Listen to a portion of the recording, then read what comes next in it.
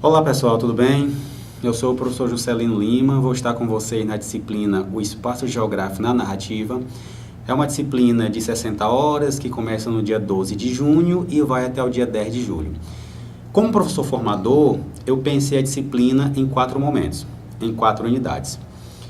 De modo que esse diálogo inicial que nós vamos ter nessa aula, nessa videoaula, ela vai ser ampliada, ela vai ser aprofundada nas discussões dos fóruns e nos textos em que eu indiquei para leitura e, obviamente, todas as atividades com qual foi pensada para que vocês possam realmente compreender qual é o verdadeiro sentido, qual é o verdadeiro significado da abordagem do espaço geográfico dentro das obras literárias. Bom, antes de mais nada, é interessante que a gente parta de um pressuposto que nos leva a pensar as demais coisas que vêm logo em seguida. Se vamos falar de espaço geográfico, o que é esse espaço? Tá, se falarmos em espaço, o que seria o espaço geográfico então? E o que seria então esse espaço geográfico na literatura? Quando falamos de espaço, veja que a palavra é muito vaga. Então pode ser, por exemplo, o espaço da tua casa, o espaço da rua, pode ser um espaço qualquer que tu possa imaginar. A palavra espaço por si só, ela remonta uma série de perspectivas, uma série de olhares. Quando eu falo em espaço geográfico, eu estou me remetendo a um campo específico da ciência geográfica, que é o objeto de estudo da geografia, que na verdade não fica preso só à geografia, tanto que as próprias obras literárias que nós vamos estar apontando, que está lá no material de estudo e que vai estar em nossa discussão na plataforma também, a gente vai perceber que o espaço geográfico, ele é o pano de fundo para as narrativas, da forma como elas se processam, os personagens que interagem, as ideias colocadas pelos autores, então. Então, o espaço geográfico, ele, a grosso modo, a gente poderia utilizar um pensador, na verdade, um dos maiores pensadores da geografia brasileira contemporânea, o professor Milton Santos, quando ele diz que espaço geográfico é tudo aquilo que é transformado pelo homem. Então, quando eu olho para uma cidade, eu vejo ruas, avenidas, pessoas em movimento, eu vejo comércios. Tudo isso é espaço geográfico. Veja que, a princípio, o conceito de espaço geográfico parece também muito elementar. Se nós partirmos para uma outra definição trabalhada por Milton Santos, é aquela que diz que o espaço ele é formado por um conjunto indissociável, solidário e também contraditório de sistemas, de objetos e sistemas de ações não considerados isoladamente, mas como quadro único no qual a história se dá. Veja, o professor Milton Santos nos chama a atenção para algumas palavras-chave dentro dessa amplitude conceitual que ele coloca de espaço geográfico, que é o que ele chama de sistema de objetos e sistemas de ações. O que seria esse sistema de objetos? Ora, eu falei há pouco que o espaço geográfico é o espaço que é construído e transformado pelo homem. Então, quando tu olha para a tua cidade, quando tu olha para qualquer cidade, quando tu olha para o teu bairro, quando tu olha para a tua rua, então tu tem a rua, tu tem as lojas, tu tem as casas, tu tem um espaço que está artificializado, não é mais natural, ele está transformado pelo homem. Então tu tem a rua, tu tem a avenida, depois tu pensa em estradas, tu pensa numa barragem, tu pensa qualquer formato da presença do ser humano que ele transformou o espaço para poder dele tirar alguma benese. Isso é o sistema de objetos. O que são os sistemas de ações? São todas as ações que levam seres humanos a modificar o espaço e a partir dali tirar algum ponto positivo disso. Tanto que no processamento de formação e organização de um espaço geográfico, Milton Santos chama a atenção para 2 fatos importantes. 2 fatores, na verdade. São as chamadas técnicas e o trabalho. Não existe como estar transformando o espaço geográfico sem técnicas. Juscelino, o que seriam então as técnicas? São todos os instrumentos capazes de modificar algo em nosso favor. Então, quando a gente lembra, por exemplo, a partir do momento em que o homem, ele cria uma técnica de fazer fogo. Naquele momento ele tinha necessidade de se aquecer, ele tinha a necessidade de poder cozer os seus alimentos, ele tinha uma necessidade extrema em que o fogo era extremamente primordial, era necessário. Então, não importa se ele fez o fogo com a pedra, não importa se ele fez com graveto, não importa a forma, o que importa é a técnica. Agora, quando a gente olha para uma cidade, a abertura de uma avenida, a construção de uma casa e por aí vai. Então, as técnicas são todos os instrumentais, são todas as condições que levam o ser humano, então, a estar usando o espaço como forma de transformação. E o trabalho, obviamente, é a construção social e histórica que acontece a partir desses seres humanos. Então, sistema de ações, sistema de objetos, dentro de um recorte de tempo por meio das técnicas. Você tem a construção e a formação do espaço geográfico.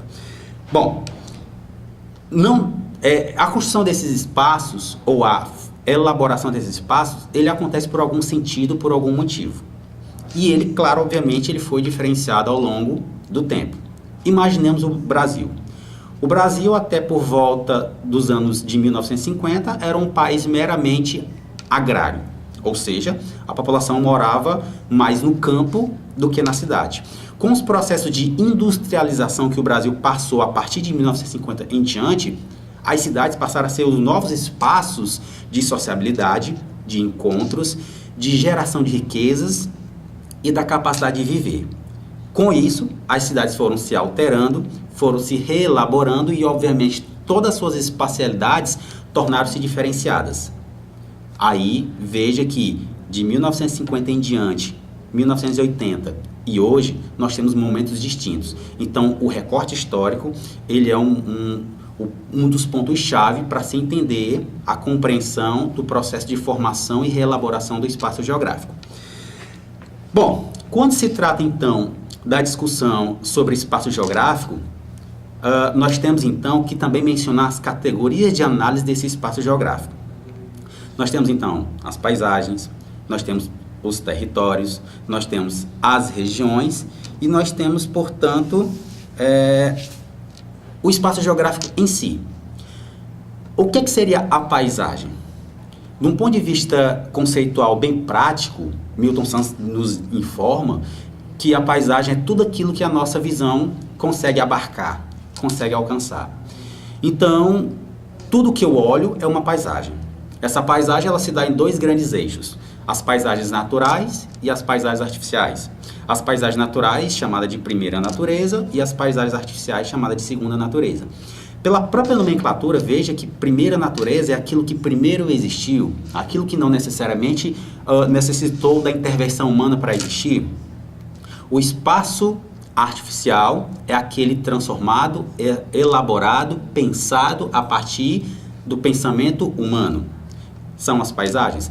Essas paisagens, elas são muito subjetivas de serem lidas. No contexto de obras literárias que nós vamos estar discutindo nas outras unidades, a gente vai passar a compreender que a forma de ler uma obra, a narrativa, os personagens, o enredo em si e o desfecho do enredo, ele pode variar de cada leitor para leitor. Então, a paisagem é uma primeira categoria de análise da ciência geográfica, mas que também, obviamente, ela entra na perspectiva da compreensão do motivo para que ela aconteça dentro de uma obra literária.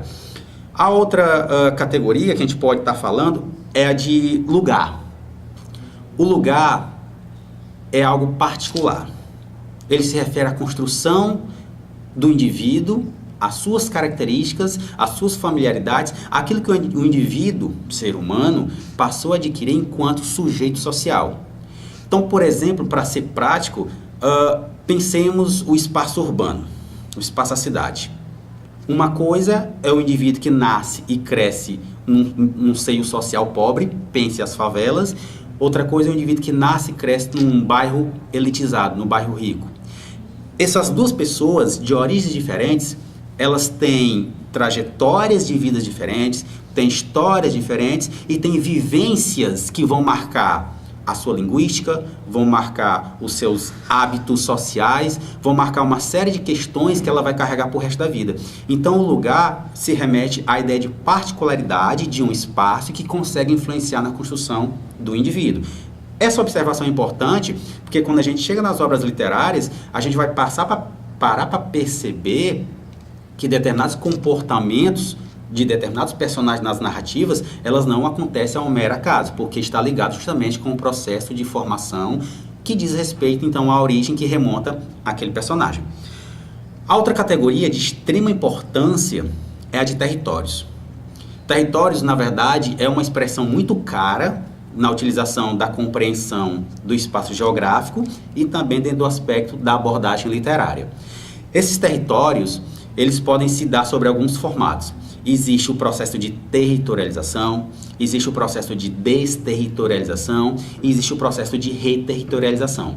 Veja que são 3 palavras que, apesar de serem variantes, elas conseguem explicar a condição da trajetória de determinados sujeitos em determinadas obras literárias que nós vamos estar colocando adiante. Então, se territorialidade significa fixação, eu vou compreender que um determinado recorte espacial, ele cria condições para atrair pessoas que nele se instalem. Processo de fixação. A desterritorialização é a capacidade de afugentar, de permitir, de incentivar, de instigar que o indivíduo fuja dele. Então, por exemplo, determinadas obras literárias, como por exemplo, o 15 de Raquel de Queiroz, nos coloca uma obra excelente sobre o sertanejo.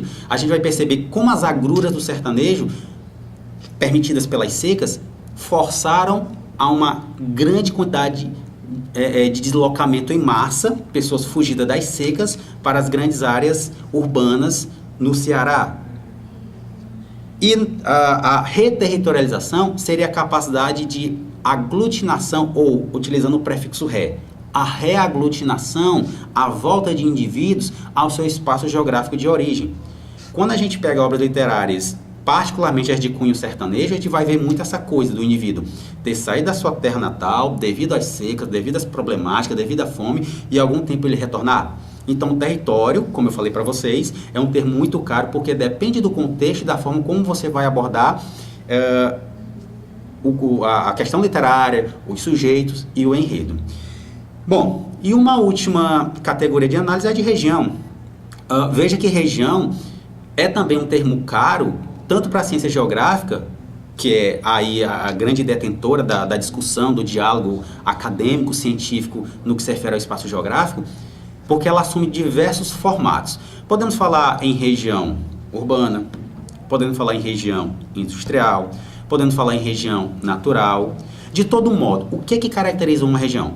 São particularidades. Então, quando eu falo em região industrial, estou me referindo a um recorte do espaço que é marcado basicamente pela presença de indústrias. Ora, onde tem indústrias, tem a presença de sistema de objetos e tem sistema de ações. Quando eu falo numa região urbana, eu estou pensando na cidade em si. Ruas, avenidas, comércios, construções, pessoas em mobilidade, onde tem a presença de sistema de objetos e sistema de ações. Quando eu penso uma região natural, eu estou pensando num recorte do espaço marcado basicamente pela presença da natureza e não necessariamente a presença do ser humano. Então, essa região ganha dimensões conceituais diferenciadas dependendo da forma como a gente vai, então, abordar. Então, paisagem, lugar, território, região, são as 4 grandes categorias de análise que se somam, então, à presença do ideal de espaço geográfico. Consoante a isso, já entrando na tentativa do mérito da discussão literária, nós temos, então, a ideia de simultaneidade espacial. O que é que vai ser, então, essa simultaneidade? É aí a história da capacidade de leitura dos espaços que nós, por meio das obras literárias, ou até nós, enquanto sujeito social dentro de um espaço geográfico, conseguimos fazer. Olha para a tua cidade, olha para qualquer outra cidade que tu consiga fazer a leitura do novo, do velho, do antigo e do que marca o não antigo, do que é usado para fins com capacidade histórica, o que é utilizado para fins com capacidade contemporânea. Então, a simultaneidade, como o próprio nome coloca, é justamente o entendimento da evolução do espaço através dos tempos. Então, quando eu olho para a cidade e vejo antigos casarões, e eu vejo que esses antigos casarões não têm a mesma funcionalidade de épocas passadas, eu vou estar me permitindo a uma leitura espacial onde eu tento compreender a construção daquela casa um dia sobre aquele formato e que resistiu até os dias de hoje. Então, a simultaneidade, portanto, só mais uma vez reiterando, se refere a essa capacidade dinâmica do espaço em transformação, onde determinados elementos conseguem se manter firmes a ele e conseguem, então, se manter presente ainda no seu formato original. Bom, esse primeiro momento, então, da gente, ele nos leva, então, à discussão na segunda unidade, que é do espaço geográfico no plano ficcional. Então, até lá.